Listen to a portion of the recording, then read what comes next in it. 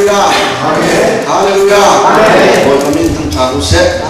nhìn nhà chan cha chan sung rồi thiên nhiên nó sầu việc ấy anh thần đắc giá nó nạp tất cả sẽ cái mà xong thì cả đêm mà mà về cái chuyện đó thì phàm qua sau này cái gì thì phàm này này cần đồ đấy xe này cần nhà đấy thì cả mình để ai nhỉ mình cả để thiên nhiên sẽ thì cả vô là cần sẽ thiên lùng sẽ mình khá để cái thiên cần thằng trắc chính là thì xong cái tuần dài nhỉ thì phàm mình chúng cái lo mi thì cả cái satu chín đã kịp cha SPA thì phàm mình chúng dùng lót là cầm cái này thì dùng khá thì cả anh chim là sao cái đúc thì phàm mình dùng này thì cả những nhá còn phán này cái đón và thì cái đón ra là cái lễ rồi là cái này thì ra là chúng ta hoàn thiện thì cả bây giờ của chị đạt lên dây tớ thiếu cái thiên lý anh sa chuyện những họ một thì khá hết cái của ta cái thiên bia anh sẽ dây nào làm bia sẽ của chăm chăm cần mũ để lo tốt đi giống cái thiên lý làm đến cha là cần việc sáng đi cầm là mà cần thật chỉ có đến nghìn chăm cha cần mới xuống đó tất tất hàng giống bây giờ cần của này ấy thì cả chú khổ mi ha để thật tiếng để gì tiếng anh chú đây là những biểu hiện cái mà bạn sẽ cho bạn thì không có trong bài để cái suy chú là chân ngày thao đầu lái chú là chân thì cả những chú rồi nó là chân ngày thiền khá thì bạn nên hay thao thì khá chìm thì bạn giúp bị phá vốn ấy anh tin rằng đạo bầu vua thì phá để mình cần gì điều đó mình cần trốn sang mình cần bốc bát thì mình cần dọc xí lối cái thiền cần dọc xí cái thiên này đi là thổ chỗ của nó sẽ vì phàm vốn như lạc song nó trên bề mình chúng tôi đúng không nào vì cái này in kia thổ chỗ nó tạo cho nên đi lạc chúng tôi đúng không nào vì cái này thì khá trên đúng phong vì phàm vốn chúng tôi biết thế mình không cần chỉnh lâu không biết sử dụng ông mỹ thòng bằng là không cần thế là những cha cần dần dần ta bởi vì này đâm là vì cũng là sẽ vì cả nó ra rồi nhớ thì ta người thầy mình sẽ dân tộc gia đình nhớ thì là chúng tôi khăn luôn luôn ta thì cả chim cái lưỡi bởi vì này thằng chỗ ông là sẽ thì dùng khá chim thằng tu phong như thế nào thì xin vừa chỉ nghe thì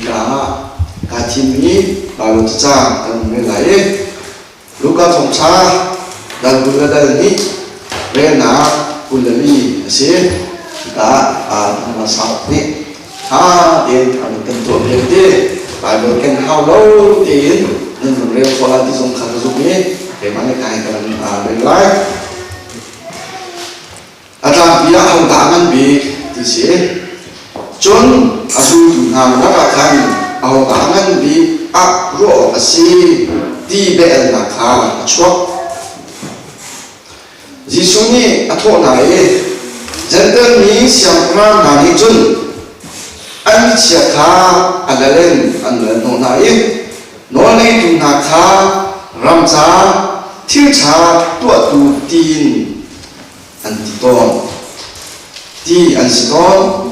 xem anh sẽ lo nên đi chơi đi tiền nên xíu anh sẽ lo nên là cái anh bị khá học sẽ bị bắt tu xíu cái gì rồi tu anh sẽ bị khá sau lần tu xíu sẽ hầu đó nếu rồi ai ở cả chú ni khăm rồi abe tu kada chim hầu lên chú ni kha anh nếu xem anh sẽ lo cái chú nên là rồi abe tu nên tu in không hầu là cái trang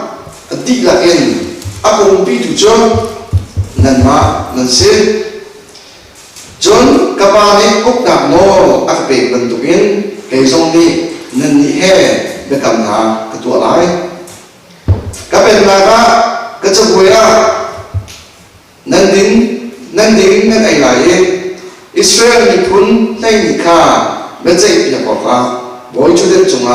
nên chú lái thì cái thiên căn này mi căn tích lập ra cái thiên căn này thô cái chuột cái căn đủ xét lấy cái thằng bát cho ao đá anh ăn bị thì sẽ nói ao đá anh bị thì cho nó xoay sang cổ là thì cả ICC free farm qua hen ao đá anh ăn bị thì hay thì sẽ lo cả hai lo cái này cái thì mình cho hậu đảng sĩ thì sẽ chọn in tặng cái ông mình đảng sĩ thì anh đi thằng à tụi anh in tặng hậu thế đảng thì nên thấy cho anh sẽ khuyên phạm qua cả là nó hậu đảng sẽ khuyên phạm qua hết anh ăn chém anh yên chém à bồi chém à phim chém à trà chém cha chua sẽ chém đi ya hay là in tặng cái ông mình phải đi thằng mà chúng ta nghe cái chim cái đúng chứ gì in tặng ông mình khi cái chuyện này nó cho là cái đi cái ta cái cả mà mỗi người chuẩn bị làm in tặng ông mình tụi in tặng cái luôn thì làm là cái bài chân cái cả mà ốc tụ trong cái làm cái cả engineer trong cái lại cái cả suy tụ thao trong cái làm mà chúng ta nghe cái chuyện này mua khổ trong cái khi cả ông Mỹ dạy thế mà là căn ngân bị gì đó à chúng cần xin để hiện cái đồng bên chẳng hạn chú nói nên nhà họ đã ngân bị thì phiang tiền cần thấy khó sẽ chân chú anh ngân bị cho úp cắt khó ruộng này chú ngân bị cho cha tiền viên khó ruộng này chú ngân bị cho cha tiền phim hồng khó cần ruộng khó làm thế nào ini ya cucu itu belum bisa. Minum gula dah kacun, dia situng lalu nak ketikau nak keemkau. Kalau kita buat tu cuma jangan cencu, kan cermin si nanti kau aman. Jika kita buat lu lain aje, akan jam akan cuy tu kan bangsa minat si nanti lah aman. Nên jangan bikin di sini. Jangan mình cùng với ông pin, à giống lần này USA bay anh tuổi, hậu đã trong chân thì khai dùng sẽ có. Mình không xin làm chân tay thì bỏ khá, à trong chân, à yên chân sẽ. Lát sau giống bể chân sẽ. Trong lúc anh sẽ, tiệt thằng chất anh sẽ, mình pin hết tiệt, giống anh sẽ. Chú vừa lấy chồng thiết là mình bể mi mình thân na anh liên bi anh chong bi anh ăn bi thiam sa bi anh tìm na cho mình chú anh sẽ nên ya hậu đã anh ăn bi thì bài này dây thì đã anh thì mình thà phiang đến chim khô anh dùng này nên ngay tí do ai ngay sẽ sọ sẽ lâu yên sẽ chậm lại lần này thì khá xong rồi cũng đúng ha biar kan thấy tiga puluh lima ni biar cái giá trị đã xuất lần mà xí, hai lần mà kẹt, hảo, mỗi ba cái này thì thọ thái, dây đã kan là cái chim là cái đủ, thì thọ thái, dây đã lâm mua sắc là cái đủ, cái mà cũng bạc giá sẽ, cái chung khảo giá cái pha là giá là khi phạm giá, mi phun giá, dây đã thì thọ thái, mi ăn cái thọ tầm là cái đủ, thì mà để thọ thái nó chim xuống hết, thì hal, bất thiện sẽ là hal luôn một cái. Kan dia cintu kan si, baca ni fian mi kan si, kan cinti ka, mi cintu ma ayu ni, tercuat betul jo, baca ni si. Ju tercuat betul si nak jun hal jo mo. Ju tercuat betul tu lah, ju biar fian kau tu jo si nak jun halu. Buat bayi dia je indah, kerja kan indah ka, cinta ka tu. Rawi dia orang ka tu sebab tercuat betul ka tu. Asalnya saya tidak tahu ada setting nak tu. Saya tidak tahu mana setting nak tu. Saya luar lagi dia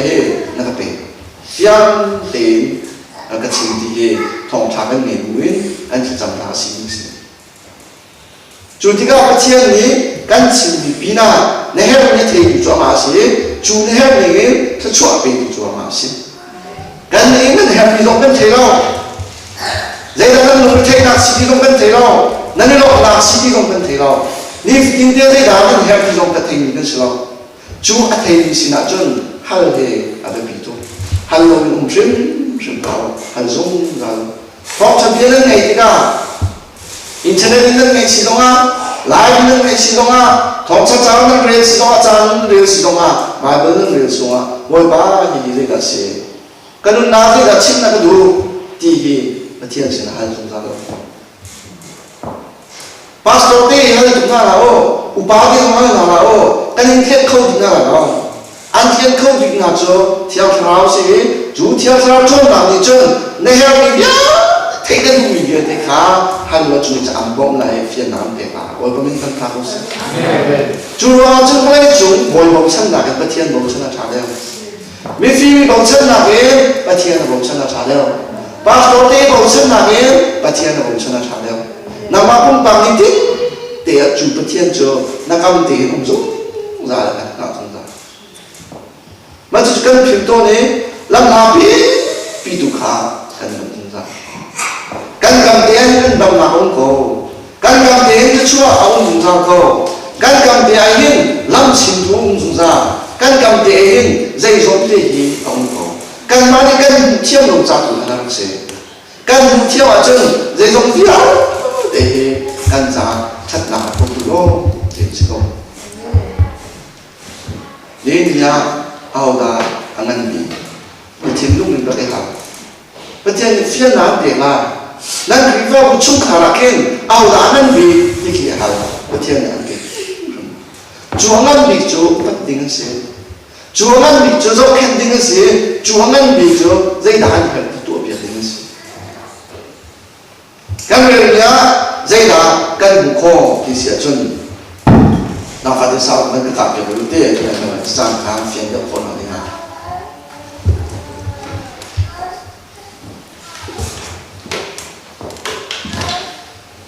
chốn azul tu nào là khăn ao là anh bị cả rõ cái gì thì về là chua anh bị không đã gì thì về là cái chua khi phá vốn thì đen chẳng hầu đã ăn chừng là thì làm chua là hầu đã chán là để làm quả là về là chua để làm hầu đã ăn chừng là ya vợ khi là chua để làm nên mà khát này hầu đã chán là hầu đã suy của cái chừng là hầu đã ai sử khi phá qua hết ai khi gặp chân là thì mình đã hiện nên lùng thì lại khát là với em là nên lùng thì là chua để làm mà chú chỉ bảo ra này anh khởi phiền bị cho rồi tu na dòng chú em là bị cho em đi thì em là cho là cái zone để phải cán lại học đi sửa chân mà thái học cha đàn na re na bắt bul cái này sẽ chú cả chân này lại học đi sửa chân là làm bia anh nghĩ hành việc na thì làm bia thì lên dây là hành việc na thì khả giống này thì cả các người cho Zebedi và bạn ta nu khá thế Zebedi và bạn ta nu thì sẽ ra hen Zebedi nu bị cái thứ là thế anh nu mình khăn à phải là giá Giêsu xin là dây đã hay biết là đi công khăn ai thóc mình sẽ đi vào sang hen Giêsu gì dù đã xem ra sẽ lại gì anh dùng chết cái gì cả chú Zebedi và bạn ta phân đi chú Giêsu cho anh dùng về Chúa dùng là chân anh ní dây đã đủ việc na thì sẽ chân Giêsu ấy dù đã xem ra xí cả hết akama pha lại cái chu về nó sẽ vội sẽ nó sẽ thì là đủ việc na Chúa đã pha lại cái trả suy na ấy thì Giêsu hay là chân à bắt đầu Giêsu hay là chân bia hay là cái Giêsu đi dây đã đủ thì hay là cái chân dây thì đã đủ việc chân là thì sẽ chân Boy ba, thì xem ra nó xí cái nó có ba nó đi na gì nó ăn lại cả mà chút cái nào nó chú cái đó gì chú biết thế này không biết gì anh nhung đi áp là咋crazy số xem ra nó xí cái cầm chút cái được cái đó kia tụt này ngăn về nó sẽ hiện về nó sẽ đi khá anh nhung咋cái số xin cái là hay là gì Chúa 하나님이 저 아담 zultu anh thấy cái khăn thì anh xin tụi anh cần chỗ cần zultu chiều cái gì Chúa anh nói đến hay số mà anh làm việc đấy là đó cần nói trong cái khẩn cầu Chúa chân cha tiền họ làm anh chỉ gì cần gặp lại số cần làm là thì khá bây giờ ai thằng đó lúc này nó bị Chúa chân anh mà cái này yêu hầu đã anh bị thì anh mà anh yêu nào chúa Sobe tiga pakat nak tiga dan se. Jisunya tu naik di biar tukang cakar halangan diksa namanya selai kema kesudah kema yang bayi jisu tu tiha kesuatan akina kesudah tu kesudah tu kema ni jangan kepede kema ni kesudah kema ni aku dia kema yang akan disetelah tiga na kecuali itu krifa bukan awam kau kan ni jangan beda kan si kan ni tolong cari tu kan beda kan ni jangan beda kan ni kan si kan mahe tim ni kan si kan menjin air kau beda cucu dejo minum kan nunangahin aumzum jami si dikai kalihin akan rusak cuci ajo adon tilo za adon sansin lemon za Yesus ni jadi nanti Yesus ni tu lah Zender ni siapa ni jadi tak cuma biasa. Siapa uktu kan timi popo ni jon aluk mina bicara, aluk mina selaka, aluk mi ram naka, aluk mi krifa bunaka, aluk mi pengkang yelde naka. Cuma yelde najo alale lalu ngai aluk aluk ngan. Sebenarnya nan ni cuci nan siapa asal boleh pamer tentang takut saya. Uktu nan bola tu kicu nan siapa asal. Krifa bola saya dah cua,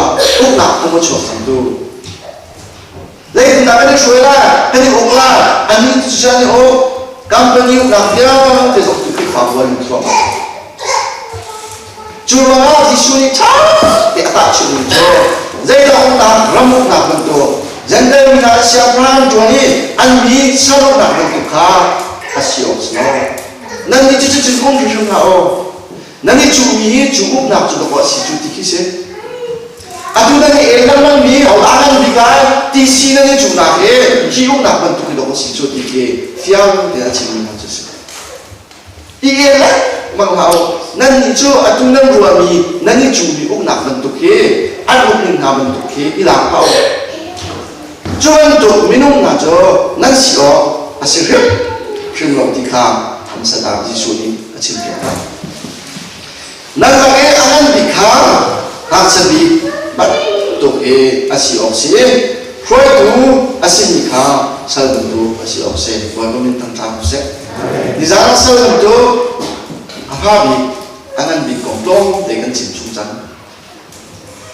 Angan ani cule mang ni kasi suni tanga thak kan ni cule mang mi tanga kan mala culu lo ajun pathian ni fi ma kan chi I culio I elio kan dumi phat yang akan jo pathian ni fi ma kan chi nai sai lo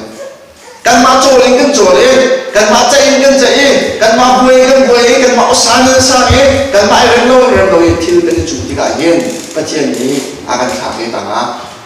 na thok nak ding cho ikaw na si angan bi adu mi chon te tak chani asi ose angan bi adu mi chon tin fa bi asi ose pwe tu si adu mi chon sa asi ose juwa pwe tu mi kha la jam se chon sa lian ka chon kho la mo ti kha du wo sa asal kita tu siapa timfa, mereka sih kita nak kumpulan hal. Cuma jadi si sukri jom biar nasi, boleh kupungin kan kalau tu siapa ala lain kupung sih. Cuci kau kah nak pun sekolah. Siapa knowledge jengko, uktu prime minister knowledge jengko, president knowledge jengko. Anda kat pun sekolah. Minat tuh nikah, antuk dingin tua sekolah. Jujur, nak pun akan berusaha. Jujur, disuni ta dengan infidel, ina bentuk jo nanti orang senang. Angan bi, atu nanti elang mengingai, apa? Bikeng macam nanti sahau. Hibat tu kesel tu suai, kalau di suai untuk mengingai, sah nanti orang sedikit fiang cinta.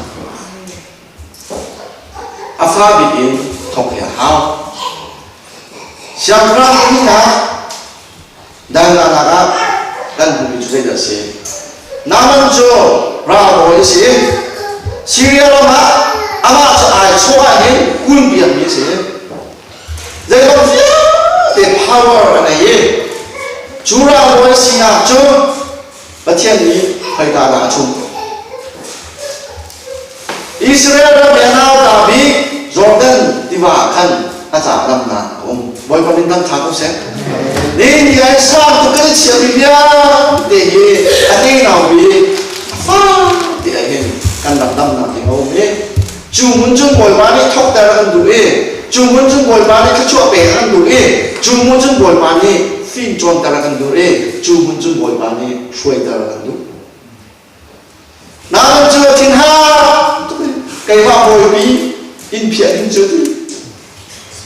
cái ba chia này bi trôi lên phân trôi đi chưa thì chắc cái ba bi hạt chia ăn không phân lô thì nè hạt chia đồ trao đồ chọn thì chưa sẽ không biết thiên luôn chúng ta số mà rồi xin hạt chia đi chưa dây ruộng này xí đi vào thế mà gì dây ruộng này chúng ta chỉ cần làm gì Syria nó cầu là khi Damascus di mana dan mereka di mana di mana cacang kau ini juga asun dalam nama kisah naik saya jadi tu di mana cah anggur cah antong pan cah jadi tu kan ada dua orang juga mana juga tiada ini akan terkena baca yang kata nak kau ikan si zon dan tiba atu jam nak nama tiba cia tiba dunung lau tiba chân là thì mà phim cho mà khăn bất thiên này là tốt hơn chùa chân nam anh anh mới thấy tụi mình thiên mùi mà rồi nào chú thiên mùi rồi nào vì vì anh thấy xuân sẽ chân hao lại chùa đi nghỉ có lẽ cái chùa đi nghỉ vì đi tam để nghỉ làm chúng nó không khó tin đâu nè mà đầm nạp cho chú rồi đầm thì bà sẽ gọi vào mình tăng thang nam anh này tụi đâu ahar tu minum ni kan wa ni kan tin mi ki pathian ya kan tin biak mi ki ayo lo ahar tu minum ni kan tu mi cho atu ban tu ti va cha chai wa ni ka si ti va cha chai ka si anu tu mi mun ba ka dong sung sa si mi ne tu che mi mun a kan nuo ta kan ko ba sa si na te rồi gần tí bao mình cần du lâu nằm mà hấu mình cần du lâu chú cá thét để chúng ta thiền đi phía đây chú muốn mà cho nam ăn adam nằm chứ nên là cái vào cần đầm nằm cái cả là gì là khi bia đi hình phiền nằm ăn tiền phố coi cả là cái vào đầm nằm gì mình ăn đủ tiêu biểu hiện tuần sẽ không chứ ăn đủ chiều biểu hiện nào chứ chú tí bao chả chả chân đầm nằm ông đừng đâu chúng ta vào sau đó cần nằm nằm sẽ được không cần nằm nằm cho thì có chiều để hầu như nhẹ tuổi chúng ti lâu mi bông cần cái ăn chín đi nuôi ha thì cần xin gì lập tuổi mình ăn nó dọc khen lâu lâu cần phải là chắc thì nó dọc khen nào thì nó có đâm nào ăn ăn thì mà cho nó sẽ chú thì suy nghĩ nên à chuẩn bị mình mà sẽ hoặc là ông tu ban tu khi nên cho nên sử dụng sao nên nhị tu cho anh cái đủ mình hiện áp chế vẫn tu cái phá bị xíu rồi tu xíu tu mình này sơ vẫn tu xíu thì cả hiện áp chế mình chút xíu rồi ngoài ra tu cho chín cái chân áp chế cho số mà chín cái chân áp chế cái ta cái gì số khơi này áp tu cái ta về rộng mà đúng thế rồi ở đó chú mình cầm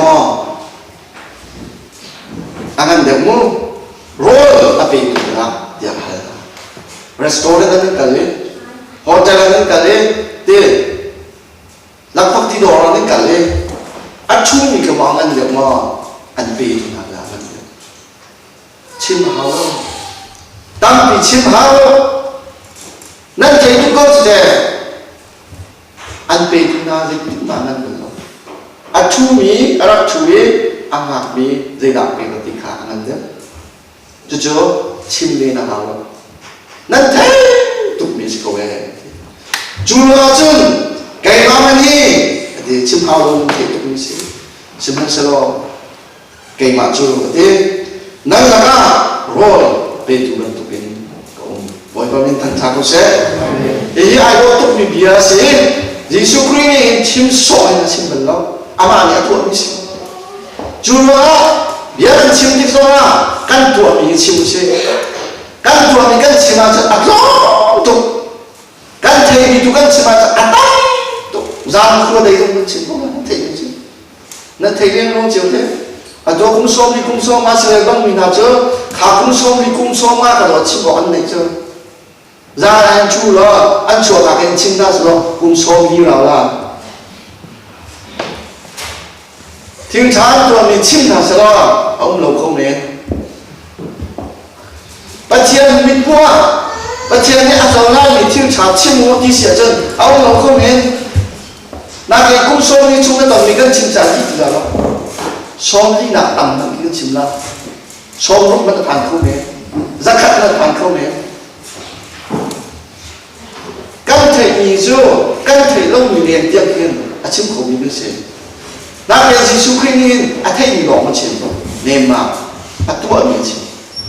chú là khi phá vũ căn chân nặng đinh anh ăn căn sự khổ nặng đinh à chôn căn tua mình căn chim hảo căn tua mình căn chim hảo căn chùa lâu mình tua thì phùng sữa na chim nào thì phùng sữa chim nào thì phùng sữa thả trong nào thì phùng sữa căn chùa mình để tụi ye căn chim căn người sẽ đi Giêsu tôn tiền phiên đến sự đó dậu cái máu mình đi nên là cái luôn bị tụi mình chỉ có chút đi xuống cái tiền nào mà bị hệ chim khổ mà tìm cái hồn khổ anh ấy chụp cái thiên rất khá là thiên anh ấy nhận và không lúc chào các rồi nó bao chân anh ấy nó chim đúng không cái máu sẽ có mà việc đi thấy họ cháu chút lúc cái liên nhân bị chứ mà đi chung được vào sắp buổi chu đi vào là cái anh chịu chứ cái máu này nên là cái vôi bị tụi nó xí có chứ à chứ mà anh thấy thì nào mà cái gì có bảo hả bia à xí chú bia cho nên là à xí dùng sao chú nó chứ cái máu này nên mà là vôi bị tụi chịu khi cái gì cầu ấy thì khá à xí mình cho xí lúc thong cha làm này lúc nào rồi là khá dinh là anh sẽ chân thiên pháp thì là hình giúp một cả sinh chủ thì thiên liên năng lo cái giúp một cả sinh thiên liên năng riêng cái chuẩn thì cái gì là giúp một cả cái gì đâu à phi cho thiên pháp thì cái gì cũng trả sinh thì khá lắm nếu tin đấy khi pháp riêng cái chuẩn là hen dây lo là mới pin anh cần dùng khó đâu dây lo là mới pin anh cần dùng khó đâu dây lo là anh cần dùng khó đâu所以这东西啊，把说这东西啊，人往那没比呢，俺们是活了。这所以就这人能挣的，把说那这些不见人就是俺人能挣的不见人跟挣的，人往那俺们是活了。啊，香港听法的是我们大陆子，用那等于叫俺人俺那跟是老喂，用那等于叫听法，知道我把名当大陆些。chú nó dây mòn ta là bị dùng một cái cản đâu dây mòn ta cái thằng này ăn cái dùng đâu thì à dây mòn ta nhìn đi phun nào thì ăn cái dùng gì đó dây mòn ta không nhìn cái dùng đâu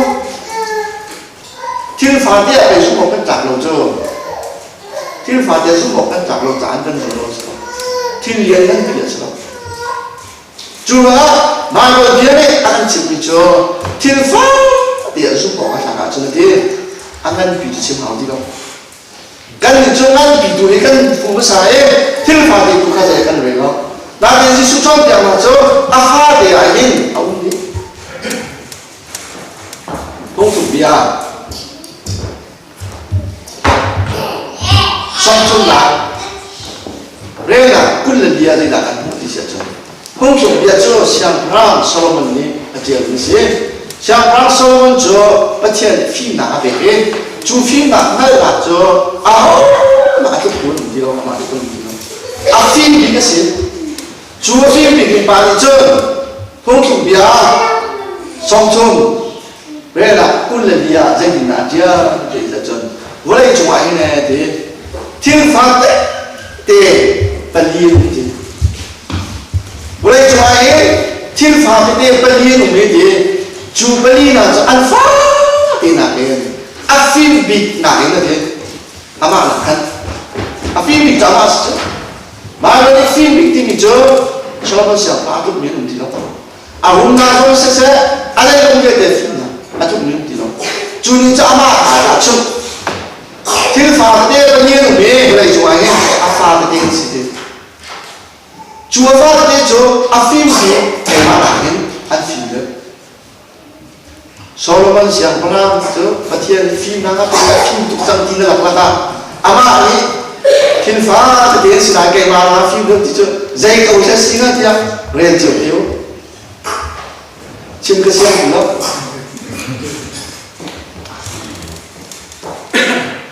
zai kau dah Solomon siang pernah nak film dia bukan singa dia nang ren tu dia lah kecim lah kau kasihan lo tu mesti kaca, awak mesti dalam pikir dia mesti tidak jual le, kan jauh lah, kan tidak kasihan lo, dia jauh kan tidak lo tidur kan, itu jauh kaca ni misalnya, mereka mana siapa lo dia nan mah dia orang kau dia udah untuk biar, kan sotom kuliah. Cũng cho em là thầy nhìn trên cái chỉnh thang thì là sẽ đặt tên lên thì là tên lên mặt chứ phía sau mà đang rèn còn là được nè phía sau mà đang rèn lo phía sau mà đang rèn này lo cần mang đi để thành cái sự là đang bị cái sự không chỉ là cái gì khác cần mang đi để cái sự có làm cần mang đi để cái gì mà chắc tục sẽ là cần trùng trục lâu khi mà chắc tục sẽ là chú beli sẽ là gì thì sẽ chụp phát là gì nghe tên nhà đây đó Solomon siang pernah mana jauh lah kau buat tu, aceh loh, aku tak dia jauh, afim bina, apa anak afim tu, judi jen, azau le sebab ia afim dah tu, azau macam mana kau buat afim tu tak sih, azau le main buat afim tu, jubeli tin fakte nungi, dia ini tim kan, apa anak afim dua cia lah. Anh chú Israel tu cho France thế anh em ngất những cái phim nào cái Cross bỏ cầm xe France để đang vẫn phục như sẽ phim nào thích luôn chứ không phải thì chơi em thấy rất chứ không em thấy phim khổ sẽ đến dây hoàng là phim thay ra nó lên phút ra là hai tiếng phút dạ hai tiếng Fursa junle chokong ti lo ti thai ruan ya sura kan ka choi min ti thai ka fa ti le kai jo khi man ya choi la ro te ya ta man ya chi khou din ka si ti ka afia to chu ruang a chun cha ro ai ko ja ya le furpi ra a za ra ti nong a chi la ti tha ruan chu ruang a fi tu bo ba min tha ko se ko ma ba thiam Ajar dia minta benefit jenis harta pakat dek jawab dia le. Jual dia jun sai dia dia vui le, ya dia bolong cuci jual dia. Di cuci ada sih jual, hei bolong mo sai di mati abi, tapi ada aku menmula lalu aku mula bisa bolong cuci jual dia. Bolong cuci jual champion ni, welcome, an jual Sebab dekor, rule dekor, salam penting kan, lepas jawab dia, jawab tu cim lo. Jadi kalau kita jawab tu naik cim ni apa, aman cepat sih, baik betul dan sekian tu kan, jadi kita cim ni nak tengok. Lepas jawab dah, kun pikai masih guna, siapa yang tu dia guna. Kun pikai jenis ada katuk ni keluar, tu nak lo tu. Kalau kita lihat tinggi, pincet yang ada, lihat kan, biar timpang so. Ketika kita bia lẩu đó hả để mà những cái chim bia chơi lúc chơi anh ấy nghe sai bị lẽ ngắm cái bộ lục chơi dây đồ ta chỉ là anh ấy lọ anh đi ra chơi phải sai vì những tay nào vì những tay nào đi chơi họ không nên tham không đi na để chơi cái nên về đâu khán giả của đã khăn nghe tiếng này anh lọ rất tham nghe tiếng này anh lọ rất làm chơi anh mang bộ lục chơi mà xin đâu là anh ấy mình vừa đã khăn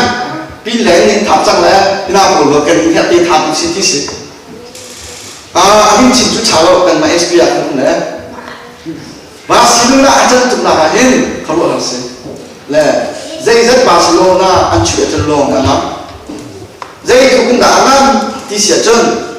anh nói chuyện chia mình khám Barcelona anh sử dụng là khăn anh sử chia thấy có anh nói chuyện chia mình cùng khăn không lòng lắm这就是那种配件的选择，你看，哎，那个我问题，真对啦。所以呢，要记住我们去，俺错，俺看到错都没有错都能的，来一滴你都来一滴，好长些，俺对了，喂，俺对了，俺对了，0-0是，俺做。Chúa cho ăn không có tục là vui bồ chúng tôi không tục em tên chúng ta làm tục về cái chỉnh triệt với cho cũng khăn chua bồ luôn đi cho chúa cần vui vì những khăn là coi được anh em nan thia anh đi chỗ nào về thì cần chủ yếu anh cần những năm tục xuân là này cho bây giờ thì cho nên cần nghề thiêu nào vui vì sai vì thì theo tình hình tụi về đâu vui vì chú chỉ nói cần là lỗ bắc cần mà trong kha cần chiến tốt cái xuân là thân ngày chiều đấy thì ai hạ tạ chiến chú dễ đã xuân làm gì thì sẽ chuẩn theo tên là sai bị bộ chuyện mà khen bảo xia liệu anh xin mà chẳng đủ về chiều mà anh mà phát tiếng sử dụng là hết căn chiến tục về là căn ngày chiều biết thì về con nào ăn mặc trên chân mặc chiến sẹt về con là chung nhau đi chú sau đó mình想让bạn chơi phim chi là mình có ai thích tục trả hin mà xin mình có ai thích tục trả hin giấy ra cái xin đi thích trả thì là tua lại thì thấy vì phim cần thì mình nào chơi giấy ra cái tua lại thì thấy những sự những tục giờ đây mình người nào vì số chú giấy loạn là số 네, 아프나 손 그 태가 어디하고 와서 아프네. 몇 film tu đây là phim anh chị sẽ chôn dây đã thua là thì cả thành xã phim rồi có mình thằng thằng cũng sẽ chú chú nhất đây anh thấy chúng ta thay trả là rồi của lẽ phụ gia là chôn cho quá là tàu lẽ thì nó anh em anh sao vậy cái cháu sao ta làm được cái lẽ sao vậy đây là phim Sabe phim nào cho khơi cả là sabe ni in sắc, sabe in sắc là cho lùng của sự, sau đó xem ra sắc dây tình là lùng của là sắc khổ mà cái bảo mình sắc khổ chú lùng của cho dây là sabe đại thiên thì sẽ chân dây có cái chiên anh đi như rồi lùng chỉ là lùng bị chỉ là anh như nó chúa anh nhìn nào tính khác khơi cả là sĩ địa tổ cổ giá chúa nhìn nào thì là chân in sắc sắc gì chú sau đó xem ra mà đã rồi aku học thì cái mà là phim chú thì sẽ khảo bốc đấy khảo bốc chứ xoay cuốn thì đâu khảo bốc là bốc đúng nó sen đúng nó dây đúng nó ăn mà ha xoay cuốn thì đâu là thế muốn khá để đủ ăn cái là làm tôi là như vậy thấy có không sao khá vì gì nó có chuyện chana là nhân tộc tiêu lo ăn cái là có trong cái ấy điều anh ấy là ăn cái là có hình là mãi chẳng đi thì không có là thế ở những cái là chân cũng khổ thì sao thấy vào lại chân nào đó dây mắt lại chân nào ăn cái là có chút thiếu dây luồng à mình khá tiền cần giá anh ấy phải thấy ICC muốn khát tiền cái nên này thì là muốn khát tiền cái đó chứ nên này là nên đi ra khi vào tập vì gì họ sẽ nên này khổ lâu rồi họ làm gì cái khổ lâu anh như cái tiền cái cái gì cái khổ lâu anh problem chủ lo là chứ nên này khao một chút suy luận này lâu là tiền thì anh để quan sát thì khá xem ra là cũng là chân thiên long cái mà là cái này là phim thì khá phiền hôm mà xem nào mai không thì đây quan bài bằng chân in nhom thì dùng cái năng tiền đúng không in nhom cho các bạn phải thấy nó được không miễn còn các bạn khi nó tắm tay in là cái thì cầm tiền cái khi ăn vả để mai không thì dùng thì có sẽ đấy chú số nó xem ra bạn đi ai cho là anh nhớ rau là mai một cái thắng ê áo vân bắc về thì nay nhìn cái sắc nhiều rồi anh để trung mỏng lung bắc thiêu trong cái bóng nó thì hiện tục bây giờ nó suy cái trong in xem ra bây giờ tục mi phim tục mi là đại anh đúng bông phơi sắc không chú luôn à mai một chú thì đều là phim ama sắc mi in sầu là đến thì chú in muốn mà chọn xem ra là qua sắc không Hebrew cuma phim bị cái mà là cái ăn phim đó một cái mình thằng nào đây là cái trình độ thiếu pháp để khá phim bị cái gì thiếu pháp để khá nằm chỉ cái trình độ chú Giêsu cho biết là sẽ đi trong cái trình độ thì cả Rome chấp vật anh nha bao gồm cả dây cả thành phố thì sẽ chân riêng nghe cái chuan cũng là một thiên này một thế nên lúc buông cái rừng sẽ bắt khát zone thì một thôi nên lúc buông mà sẽ bắt khát zone thì một lo riêng nghe cái chuan cũng là một thiên này nhưng chúng lấy bia để thấy những dây đạn kia bắt thiên thì ông mẹ in nên thiên lúc khá in thiên là sẽ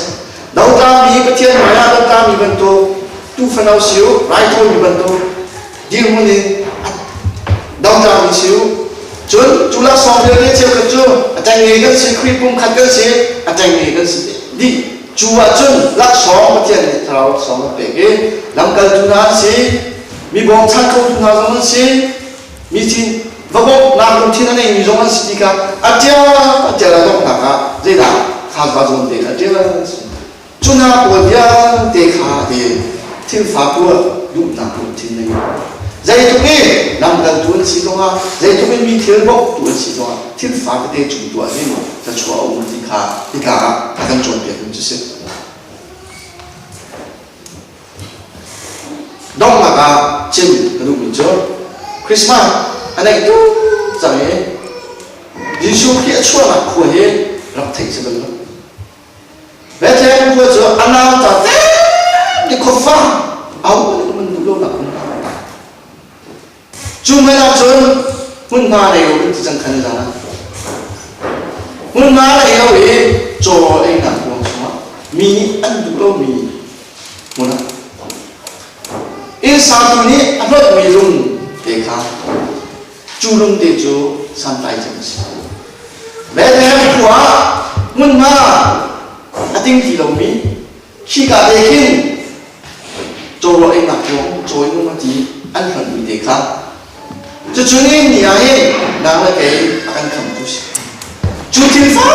để phát huy luôn để cho nên nhỉ ấy luôn sáng tay chẳng xét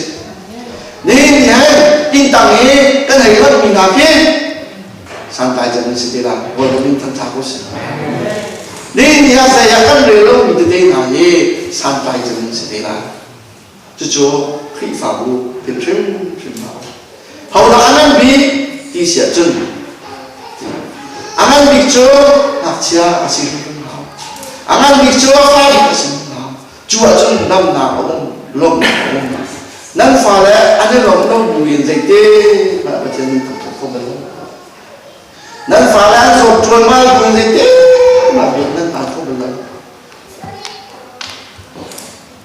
mới chú chọn việc làm gì Giêsu đã cần chọn việc hầu đã ăn gì hầu đã bị bị ăn chịu gì đi cả ăn chọn chú Christ Giêsu không chịu đi cần ăn thêm và xem ra xin yêu tên nào yên anh tao ta bi Bethlehem kwa ha hatim chu Bethlehem kwa au ban ni rak thai ban lo kha nin mia chim bi mi kos Christmas ni a Bethlehem kwa chim lo in ko chim kos ni no Bethlehem kwa tel lo in na kwa kos ni no Bethlehem kwa tel lo in zai ma Christmas ta na kwa kos ni chu thok chon pathian ni tho chon chu chu pathian cha chuan du mi mun ha cho se dok na bi kan rel le khan har na in chan adina in har na in chan adina in akung pi tu cho nan ma le se ati sal ye har na sko na te um pi tu le shwe tu ye hai chat yan tu na te um pi tu ne ha chu cho da se nan ma le se nan shwe tu na um pi tu ding azok khen tu ding e nan ma le se Yesu ni akung pi tu nan ma le se chun ka ba ni uk na mo ak pek bentuk in kai zo ni nan ni he be kam na ka tua ka be na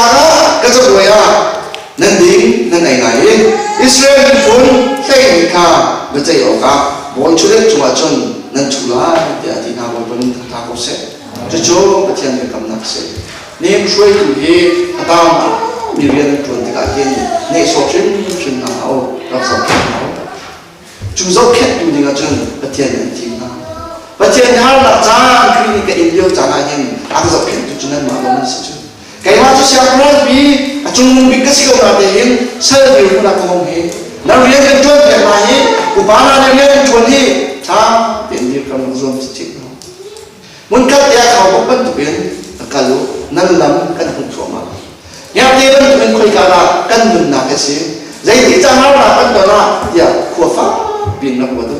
sebab tu kena na andin na sa sama lungkua acian kriya fet chupin rapung sudah nan him nak sudah cuma tu bin mai bukan tu bin acian anjon san thalai nan saklau mi in ma nan tualo mi in ma acian cuma sak terung nan na hauda angan mi chunsi boy bani nan di dak cha ko chua ko se nungol tak tak ignai